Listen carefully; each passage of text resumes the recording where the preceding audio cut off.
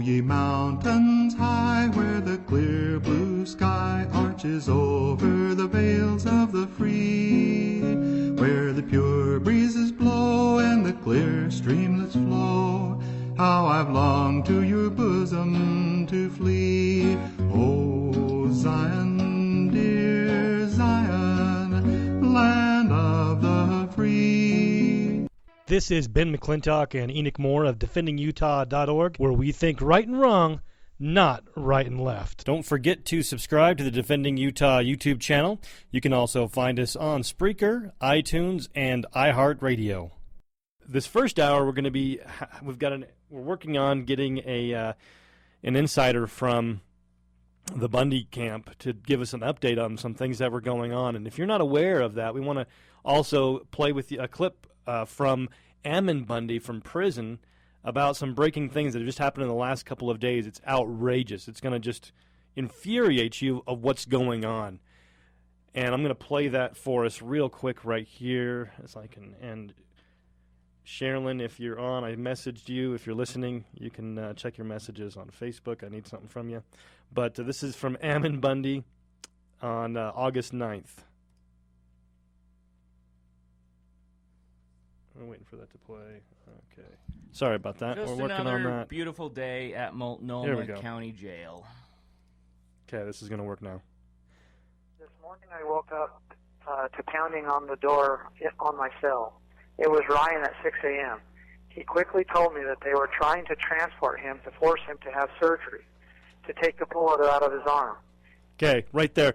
That's significant. So what they've done, Ammon Bundy says he woke up at 6 a.m. to knocking on his door because they're trying to force Ryan Bundy into surgery to remove the bullet from his arm. But the feds say that there was no bullets fired, that it was just rubber bullets. Rubber bullets don't get stuck in your arm. Because they want to remove the evidence that show that they actually fired into the vehicle when there was no threat to the agents. They need to remove that evidence. So Ryan's like, no, I'm keeping that in there because it's a part of the case. This proves the federal government's story is a bunch of baloney. Well, forgive me for being paranoid, Warden, but the FBI tried to kill me once, and now you want me to go under surgery? Have a little gas, Mr. Bundy. You'll feel very well. Oh, whoops, he never woke up. Yeah, no, pardon me, sir. I'd like my lawyer. I would like to get the bullet out of my arm, but I want my lawyer there to take that bullet home, and we want to see if it matches the caliber of the FBI's weapons. Or the state police or whoever else. Or the state police. Just further evidence to the jury that, yes, they were shooting at me while I was cruising down the highway, and then Lavoie died. Or is he dead? If they were using rubber bullets, how could that possibly have happened? Okay, so let's continue on with Ammon. He also slipped me a note under the door that said they were taking him to Oregon State University Hospital to have surgery forced on him. The guard would not let him use the phone to call the attorney. He was calm but firm that they do not have consent to take the bullet out of his arm, to have surgery on him. He told the guard that he did not know about any of this, and neither did his legal team. Nothing was on the court docket. No orders were made. Nobody knew anything about it. The guard called in a sergeant, Sanders, and he told Ryan that the marshals were ready to transport him. I only briefly heard this. Then Ryan ran upstairs again to tell me that the marshals were here to take him, but they did not have his consent. The sergeant ran up the stairs after him, and then Ryan walked calmly back down the stairs. The sergeant began pushing Ryan violently and slammed him against the wall. Ryan was calm and non-aggressive. He said over and over again, I am going, I am consenting, I am going. The sergeant then slammed him into the sally port door and violently shoved him through it. Ryan was continually saying, I am going, I am complying, I am going.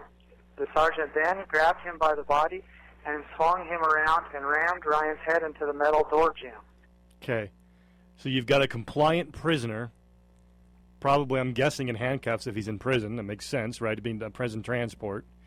And he's complying with them, and he's making sure that it's verbally known that he's complying with the guards.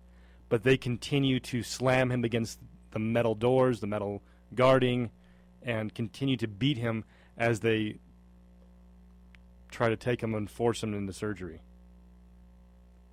That's kind of These just aren't the breaking nicest down. of people. Oh, my uncle's a great policeman for Oregon. Well, your uncle's not put in charge of these black ops, my friend. Why would they be doing that if there wasn't something else going on?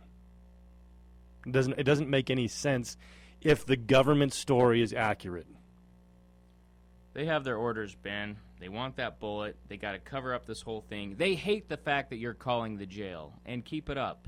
Ryan's back in solitary. He's by himself again. 112 days the first time was Violating the Constitution that allows him to be able to gather his defense. But he's pro se, and so he's not able right now, because he's in solitary, to be able to gather the evidence to be able to defend himself in court. They're trying to keep him away from being able to defend himself, removing the evidence and throwing him in solitary confinement, taking away any ability for him to be able to build a case. Let's go ahead and go back to Ammon Bundy's phone call. I heard a grunt from Ryan, but he kept saying, I am going, I am going, I am complying. The sergeant then slammed Ryan to the floor on his face. After a few grunts, he continued to say, I am going, I am complying, I am going.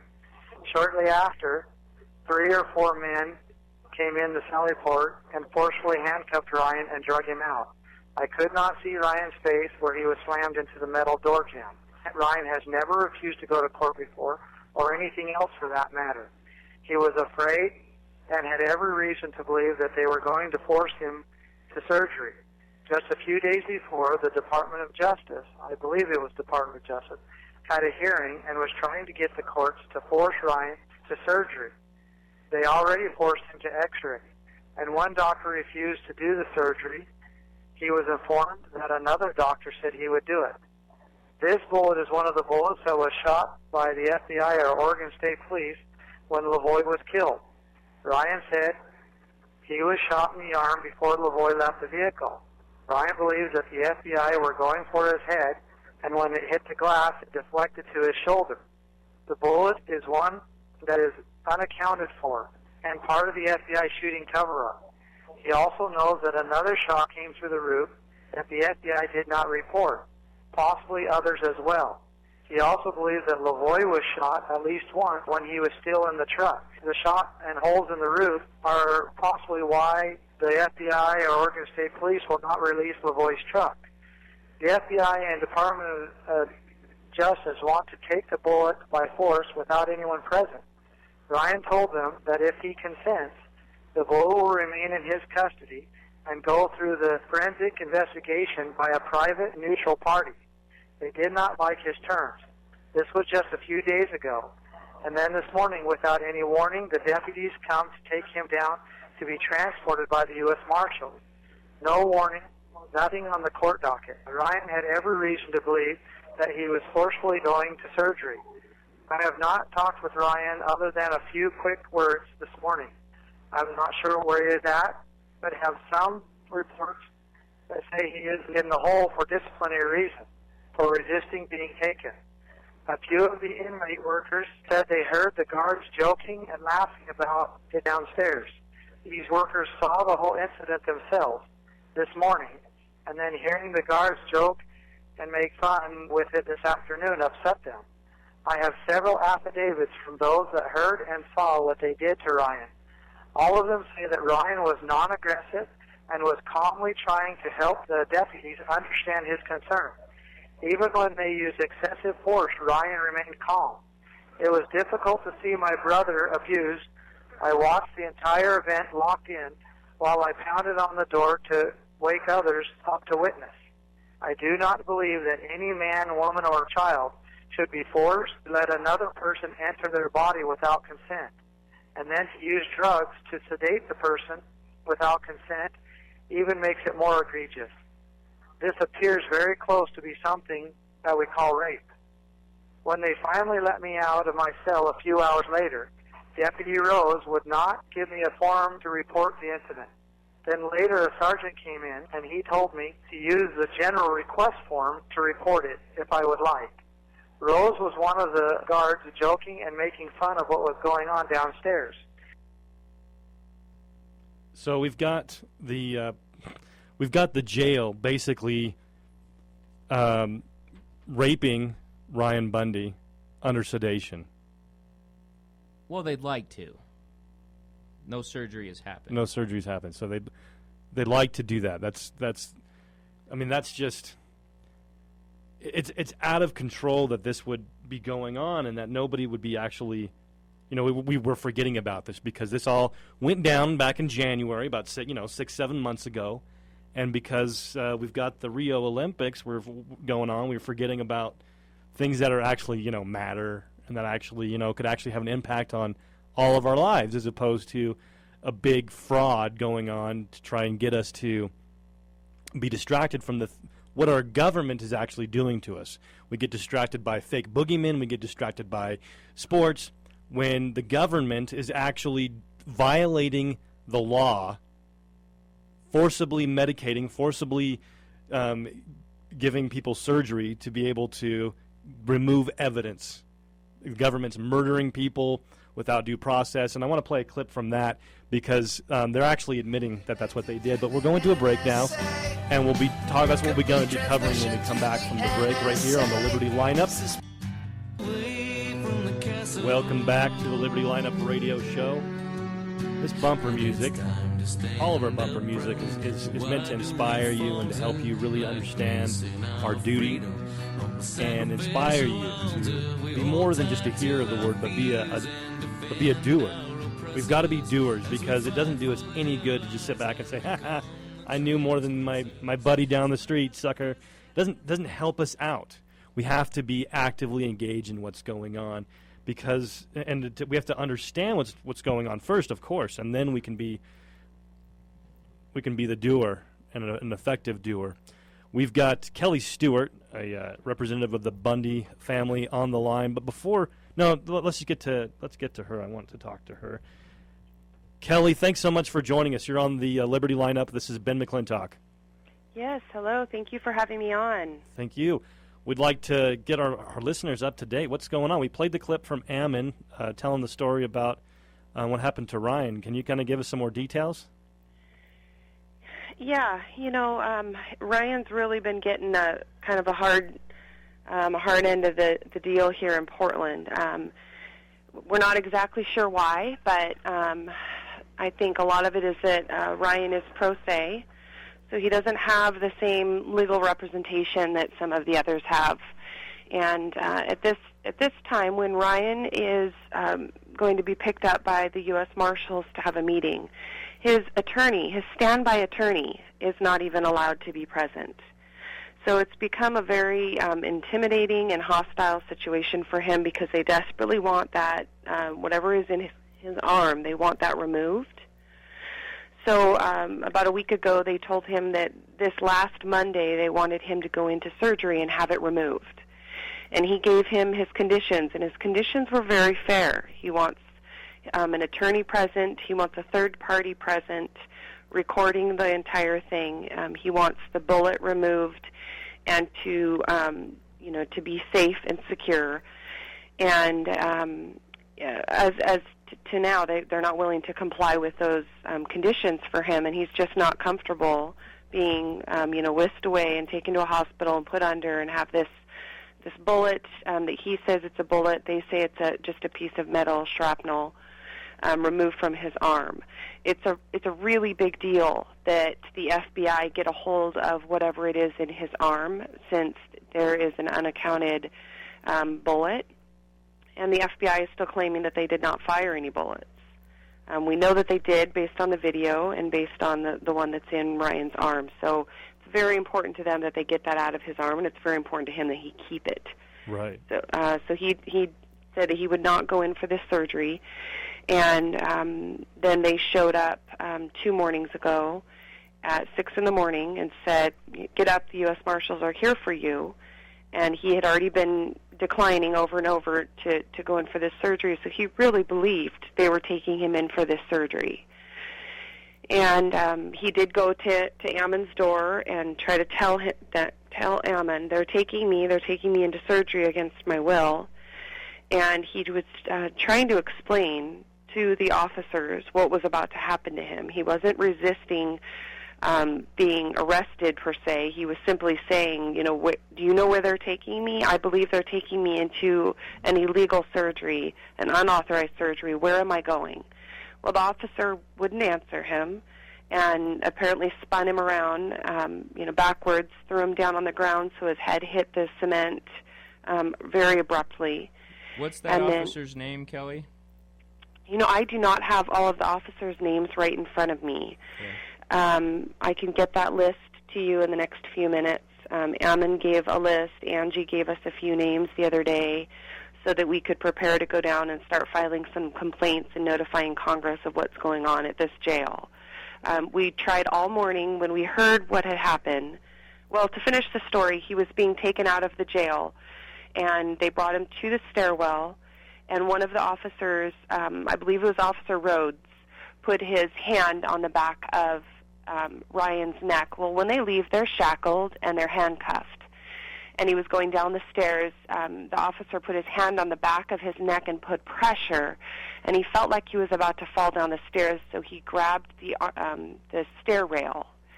And to the officer, that was him now resisting the officer.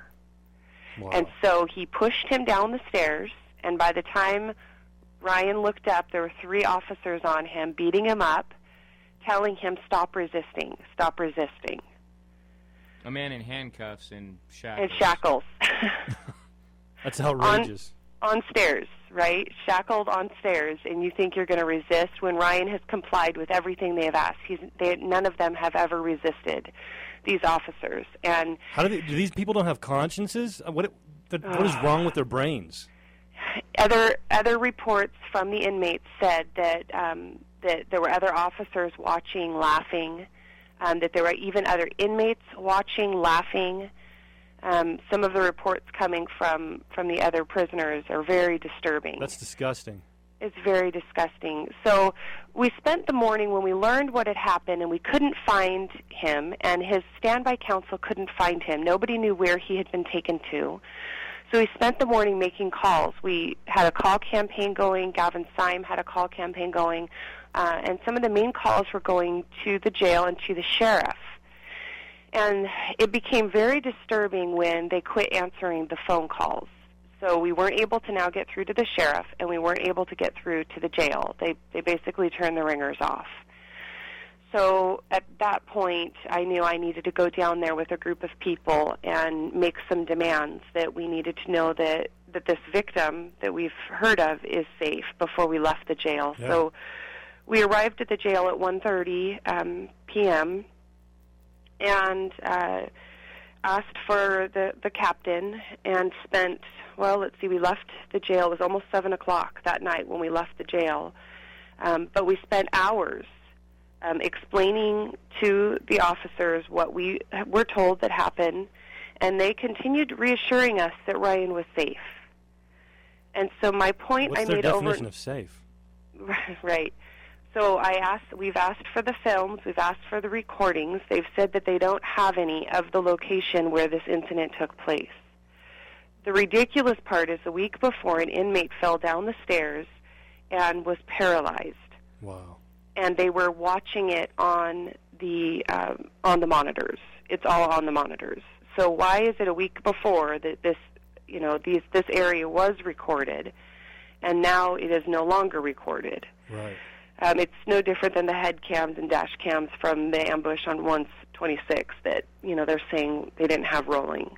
Right. In Utah, we've got something called a grammar request, which is basically like a FOIA, a Freedom of Information Act. Mm-hmm. Does Oregon have something similar to that you could access? Yes, it is. Multiple emails have been sent to Lieutenant Alexander in Portland, and as to now, we have heard nothing back about any of the altercation videoed, because it did start out outside of his cell and then carried to the stairs. So there's a few different areas that we would like to see, and nothing has been produced and no promises have been made. All we've heard is that we don't believe any of it was captured. We don't have recordings in all of the areas of the jail. So here's the ridiculous thing. You have people that are already vulnerable to the system because they're in handcuffs and they're in jail, and we are allowing them to not record every single move that they make to make sure that the officers are not abusing their power. How is this? How is it that our representatives have allowed jails to go unmonitored, especially a high-profile case like the Bundys? Right. Yeah, it seems like just because they're criminal, they're considered criminals, because otherwise they wouldn't be there, and so it's okay for society to just throw them away, and we don't care what happens to them. Right. Afterwards. And it puts them in a very dangerous position. Yeah. Even the ones that truly are criminals don't deserve to be beaten up or paralyzed, like you said, happened last week. Right. The supposed falling down the stairs, being paralyzed. So maybe that's why Ryan felt that he had to kind of grab onto the railing. That's not resisting arrest. It's making sure you're not going to be paralyzed or die. Right. So I continued to make this statement to the chief and the lieutenant when I was speaking to them. That all we wanted was a 5-minute phone call from Ryan assuring us that he was not abused. We know that all of his legal documents were removed from his cell, and he's pro se, so having the jail or the government have all of his legal documents is not okay. Right. So we wanted a 5-minute call from Ryan to Angie, or I wanted to be able to have a face-to-face visit with him before we left that jail. It took many, many, many, many hours, and they continued telling us, fine, it will happen, because when they're put into solitary confinement for the first 24 hours, they're not allowed out, even to speak to their attorneys. Well, we weren't going to make Angie and Carol wait 24 hours to know whether or not he was in surgery or even alive, so we made it very clear to the jail we were not leaving. And about 5:30, we had been promised 2 hours before that in 30 minutes Ryan will call Angie. So 2 hours has passed, and I was finally starting to get fed up enough that I went up to the counter and explained to them, family are now on their way into town. More people are coming. There's about 15 people at this point that had come to support me. And I explained, when your office closes at 7, we will still be present, and more people are coming before the doors close. So be advised, we're still not leaving until we hear from Ryan Bundy. Mm-hmm. So then we did have to get the media there. Channel 6 showed up, although they didn't accurately report anything that they were told. Typical. Yes, very typical. Finally, I continued calling Lieutenant Alexander, who had promised me that Captain Peterson has promised that in 30 minutes Angie will be getting this call. Hours has passed. We all started paging Lieutenant Alexander, who had left for the day, and he did call back. I explained to him we are still at the jail. He thought when he told us Ryan would be calling in 30 minutes that we would leave. I thought I had made myself clear that we were not leaving the jail until the call actually transpired. Right. But after we spoke to him, telling him we are still here, it is now 5:30. We are still not leaving until until we hear from Ryan. Within about 10 minutes, Ryan did call to Angie and assure her that he was alive, and he told her, his side of the story of what happened. But a point I want to get out to the listeners is that I said this on camera and let them know the whole day they were being recorded. I told them over and over, if you are called to domestic violence as an officer, if you show up to a house where a man has been beating his wife, and the man assures you over and over, I have not been beating my wife, are you just going to leave? Right. Or are you going to speak to the victim? And they kept telling me, I assure you Ryan is okay. And I said, but again, you are the husband who I have been told beat up his wife. So I cannot leave until I speak to the victim and know that he is okay. They wouldn't let me bring anybody else in. I said, is there a sheriff from out of town? Is there any representatives locally that can see Ryan and verify what you're telling me is accurate, so I don't just have the abuser telling me, I promise you I have not been abusing anyone. Right. And they were unwilling to comply with any of that. We even said, let us just speak to the medical examiner that checked him over. We want their name and we want to speak to them and get their account of what they found on him, since other inmates had reported that he had a gashed head in the back, bruise on the front of his head, and they would not allow us to speak to the medical examiner. So now he sits in solitary confinement. 96 hours is when he is supposed to receive a hearing after there's been any type of a confrontation. So by tomorrow morning, he's supposed to have a hearing to determine whether or not he stays in solitary confinement. Because they would charge him with resisting arrest or whatever. Yeah, assaulting an officer, resisting arrest. They could throw anything they want at him. Wow. Yeah, in shackles. Kelly, the number, 503-988-5060. That is the Multnomah County Jail number.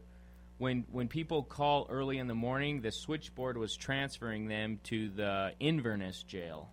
I see. We want the Multnomah County, correct? Correct. Yep, you want Multnomah County. Captain Peterson is the one who's the top of the line. That's where that's where everything stops, is with Captain Peterson. Right below Captain Peterson is Lieutenant Alexander. So you can also ask for, Lieutenant Alexander if people call and they have concerns of anything going on with the Bundys. And beyond that, nobody else really gives us any help or assistance. They all just tell us the same thing every time. They're fine. There's nothing we can do. He's in solitary confinement now. So then yesterday, Ammon left to go meet with his attorneys. He was with his attorneys for a couple hours, came back to find his entire room ransacked, bed rolled up, pictures ripped off the wall, all of his legal documents scattered on the floor and mixed up. And the reports he received from the other inmates is that when he was gone, 2 of the officers came back in, absolutely ransacked his room, searched 31 other inmates' rooms, and ended up having an altercation and attacking 3 of the inmates while Ammon was gone. So they're trying to send a very clear message here. When you send out, information and reports of abuse, we're going to come down harder on you, and you need to be quiet. Right. Which is why the phone calls matter. The darkness hates the light. People's phone calls do make a difference. The citizens of this country got Ryan Bundy out of solitary once. They can do it again, and the number is 503-988-5060. There are bumper stickers here supporting these guys at the radio station. You need to have one on your car. Come down to the radio station. Just pick them up. The K-Talk radio station down Redwood Road.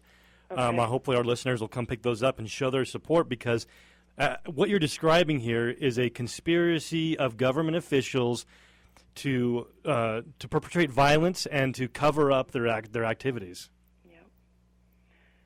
Yes, and by not recording things, not letting us speak to Ryan for all of those hours, when he is, again, this is going to happen again. People need to be prepared. At any moment, they are going to show up again. The U.S. Marshals will show up to take him again. When he leaves, we don't know where he goes. His standby counsel doesn't know where he's at. There is no access to him. He is off with the prosecution and the U.S. Marshals, and no representation and no protection. We've got a little less than 30 seconds before the break. Are you able to hold over, or do you need to get going and talk, or can you talk to us a little more about? Yeah, no, I can hold. Okay, great.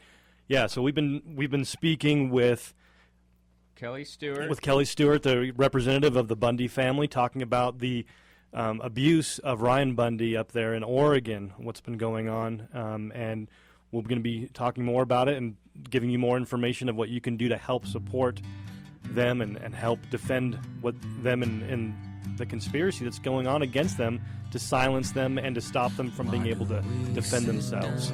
This has been McClintock on the Liberty Lineup Radio Show. We'll be right back after the break. Ben,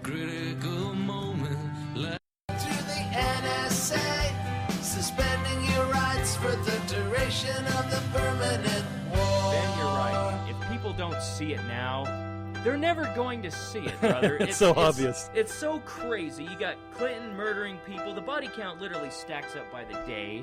This is a freak show, but it's real. Bundys, Americans scooped up, locked up, thrown away. We're talking about the Bundys, of course, in Portland. Ryan doesn't want the government to put him under for surgery. Can you blame him? He's got a bullet in his arm, and they're throwing him down the stairs and accusing him of resisting arrest and assaulting an officer. We have Kelli Stewart, representative of the Bundys. This is Ben McClintock. This is the Liberty Lineup Radio Show. Thanks for being on.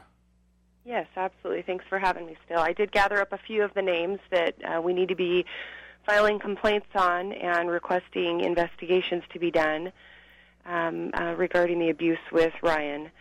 So a couple of the people that were involved when they came to pick him up, and they said he resisted, is Sergeant Sanders, Sergeant Jacobs, and then it's either Deputy Rose, R-O-S-E, or Deputy Rhodes, R-H-O-D-E-S. And these are the ones that were involved in the assault on Ryan Bundy. Right. So Sergeant Sanders, Sergeant Jacobs, and Deputy Rose. And then Ammon also names specific assaults by Sergeant Sanders. He says that Sergeant Sanders is actually the one who has beaten up 3 of the 8 people he was with yesterday alone. 3 of the 8 people confirmed they have been physically assaulted by Sergeant Sanders. And he is the one that beat up Ryan and put his hand on the back of his neck to try to push him down the stairs. So this guy gets his jollies off picking on people in chains. Right. I wonder if maybe he knew about the guy being paralyzed the week before.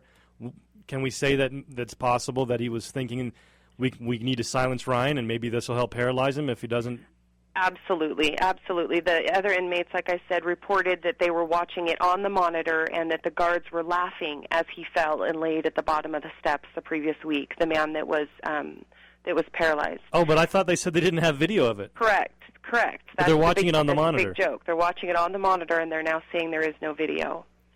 So it's a total cover-up of what happened. Right. And, we're saying if this really did happen, then, and some disciplinary action needs to take place, fine. But it's completely out of character for Ryan to resist these people that he's now been working with and under their thumb for so many months. He's gone on many, many, many visits with U.S. Marshals and has never resisted until now when they have started telling him that they're going to take him into surgery. And his resist, I think we need to be clear, is not like physical resisting. I mean, he's handcuffed. No, it's just talking. Verbal. It's verbal. It's where are we going? Why will you make sure they're not taking me to surgery? We don't have anything to do with that, Ryan. Get up. We're going with U.S. Marshals. But I think they're taking me into surgery. I haven't authorized to surgery. I don't want to be put under. This is my evidence that's in my body. It's very important to me. And they consider that resist. Wow. That's resisting arrest. Yeah. So people need to call 503-988-5060. Call forever until he's released. Is that what you're saying? Absolutely. We need to be demanding an investigation be done on Sergeant Sanders, who has assaulted many, many, many of the inmates. We want videos of the altercation with Ryan, and we absolutely want him, until videos are produced showing their side of the story, Ryan needs to be out of solitary confinement. His trial is in 4 weeks. Yeah. He is now getting 15 minutes a day to call out. 15 minutes a day is not even enough time to go through and speak to all 8 of his children, let alone go through all of his records and information he's trying to compile for his trial. He needs to be out of solitary confinement today. Today. All of our listeners need to be calling that number. Jared, again. Do it. Jared. 503-988-5060. Make a party of it. Invite your neighbors over. You want to do something for freedom.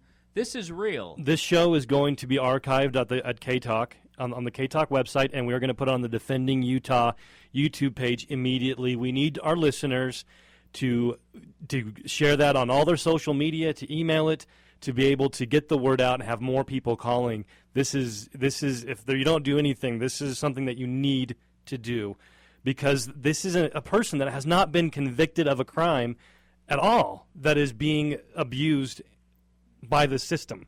The government is normalizing kidnapping. This will be the norm. This is the Patriot Act. If we don't stand up to it. If you don't stop it, if you do not resist, you will be there one day. Yeah. The men need to act like men. Yeah, and I think people don't realize how easy it is to get arrested. I've personally never been arrested. I've never been to jail. I have no criminal record. But, it's pretty easy, especially in Portland, to get picked up. You can get ticketed and arrested for jaywalking, for speeding, for...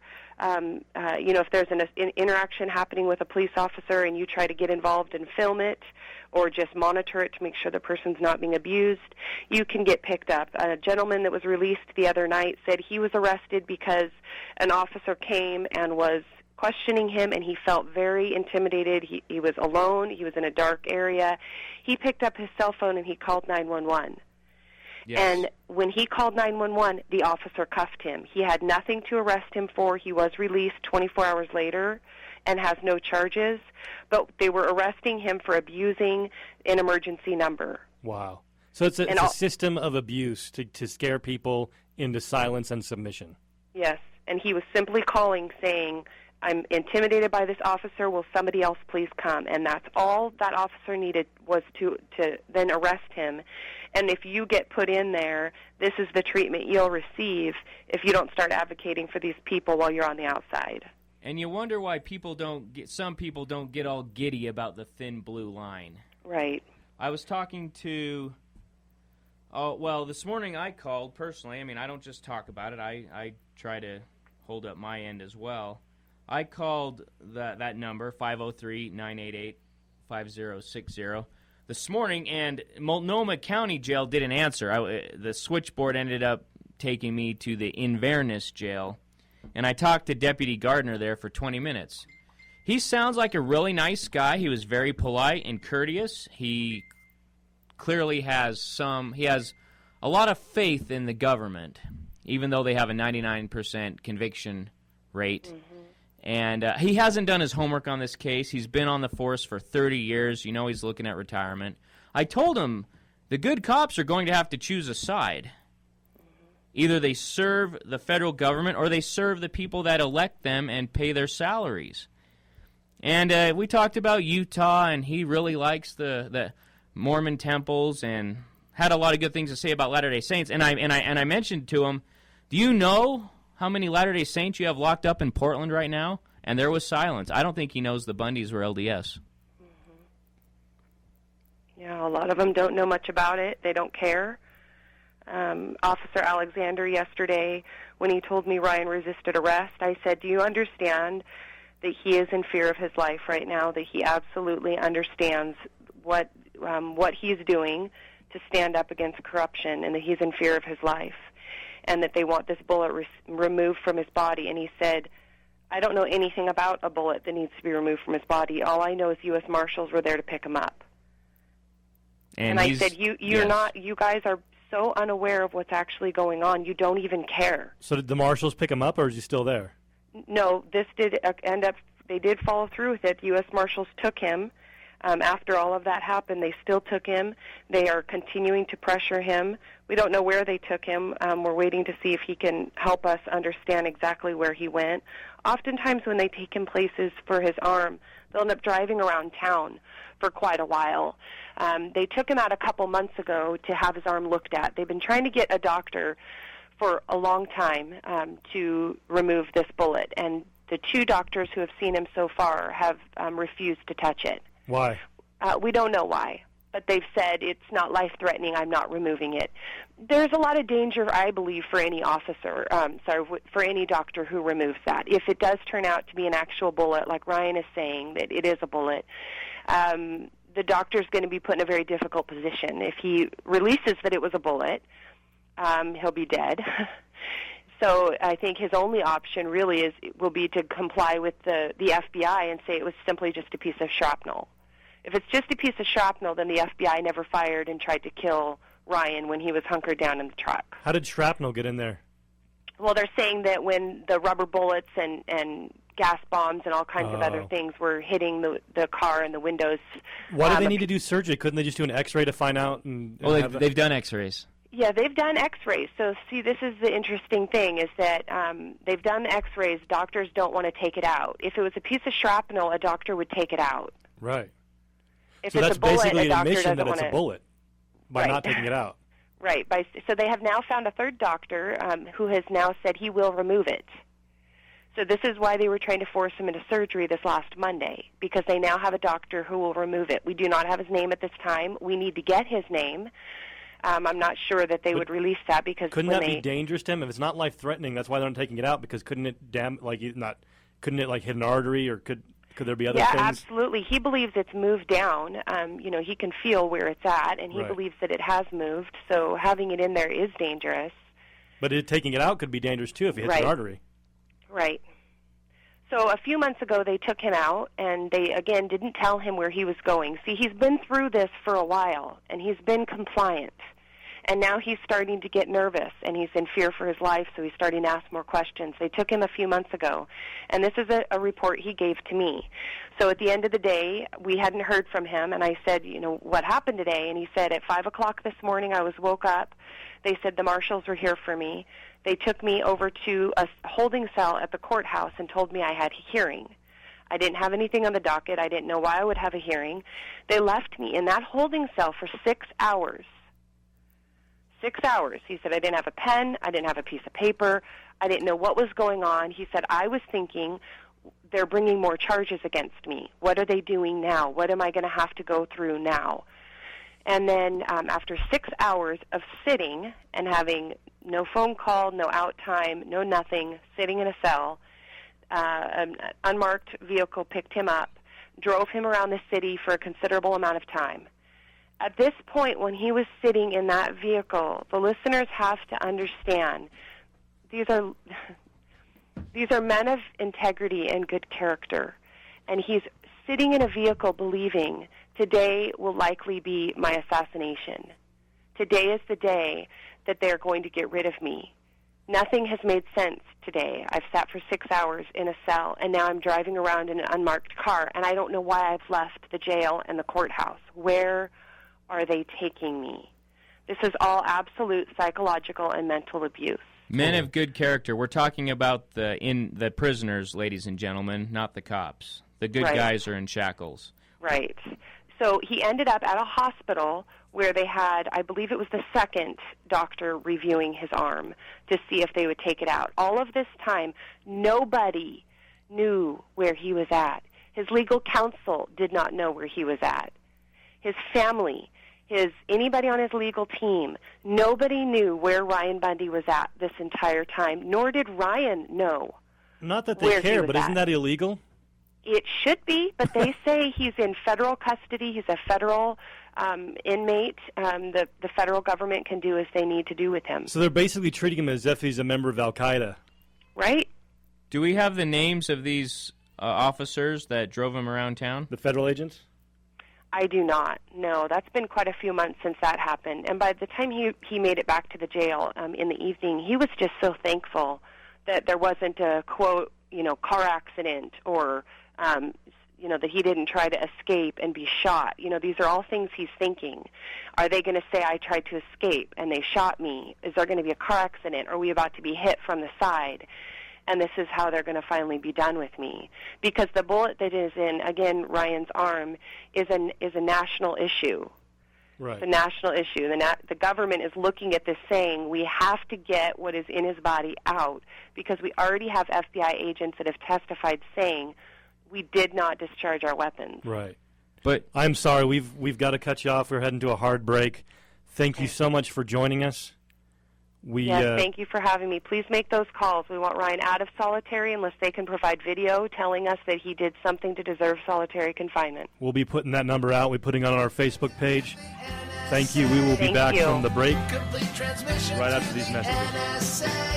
Suspending your rights for the duration of the permanent war.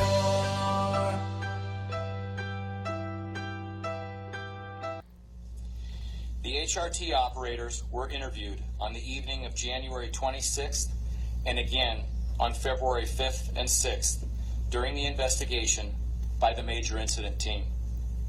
Of particular concern to all of us is that the FBI HRT operators did not disclose their shots to our investigators, nor did they disclose specific actions they took after the shooting.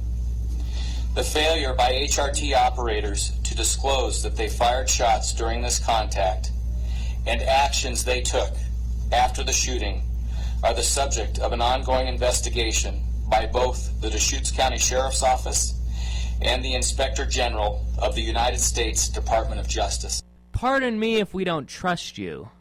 Right. It's nothing personal. You just have a bad reputation for doing bad things to good people.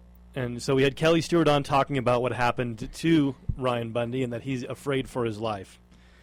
And so we were going to put this up on the Defending Utah YouTube channel. Hope you subscribe to that and pass that around on all your social network, Twitter, Facebook, whatever it is that you're on, and your email list. And so that we can get the calls to this jail. We need to get these guys out of solitary confinement so that they can at least prepare their own defense.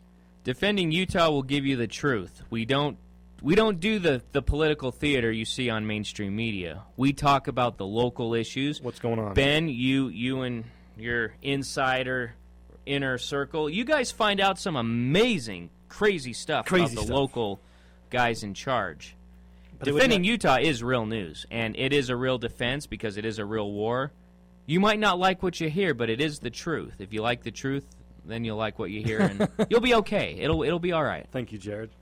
This has been Ben McClintock and Enoch Moore of DefendingUtah.org. Make sure to subscribe to the Defending Utah YouTube channel.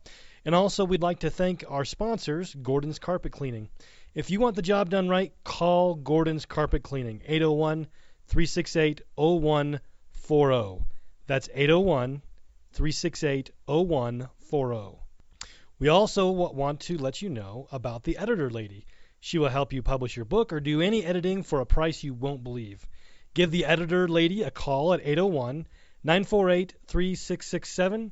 That's 801-948-3667. Or email her at theeditorlady@gmail.com. We all know that we need to get prepared for job loss, disasters, and just plain life. You need to go to emergencyseedbank.com. That's emergencyseedbank.com. Enter coupon code DEFEND.UT to get your deep discount on Urban Emergency Seed Bank of 23 varieties of non-hybrid, non-GMO seeds, double hermetically sealed in Mylar for seeds that last for decades. emergencyseedbank.com, coupon code DEFEND.UT.